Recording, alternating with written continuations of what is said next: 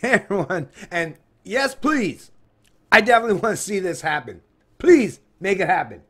What am I reference, you ask? Well, listen to this, folks. Headline out of CBC News Politics. Federal agency looking at fitness trackers for public sector workers. Exploratory research says devices could cut insurance costs. It's being reported by Dean Beebe, March 12th, 2019. A little-known research group inside the Prime Minister's own department has been looking at whether public servants should be offered electronic fitness tracking devices to help reduce their health insurance premiums.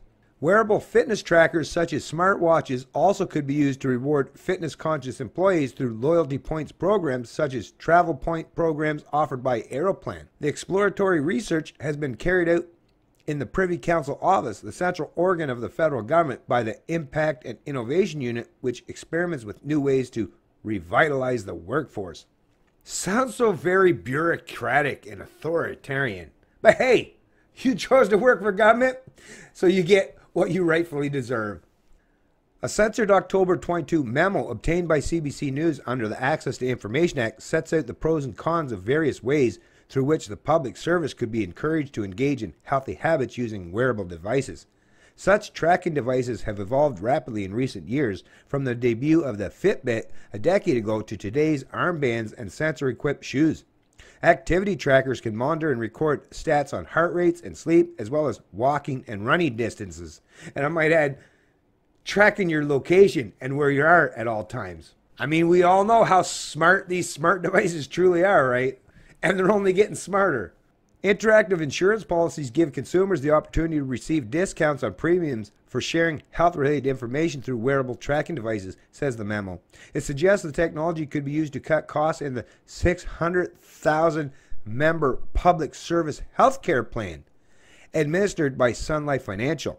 So I'll just point out the fact that they're saying there's 600,000 public sector workers just contained within this federal layer of government.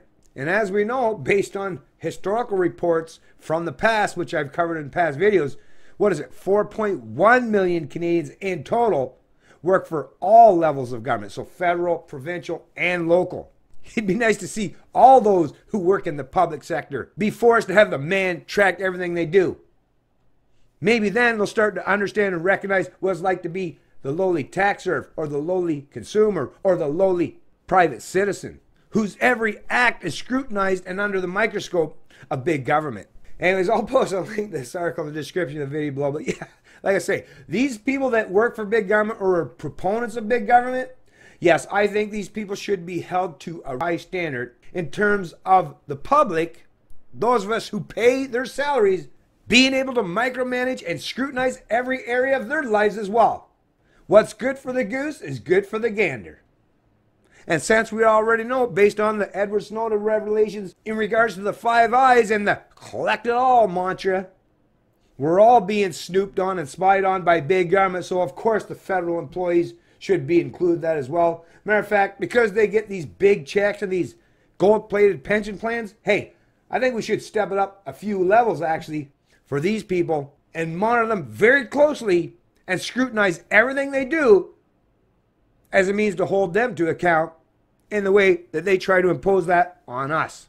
A little tit for tat goes a long way and can definitely greatly reflect and change the decision process in these people that want to constantly impose their mandates and edicts and scrutinize everything that you do in your personal private lives or even in your work life. Like I said, let's flip the script and do the same towards them and see how much longer that they align with big government once that becomes a reality.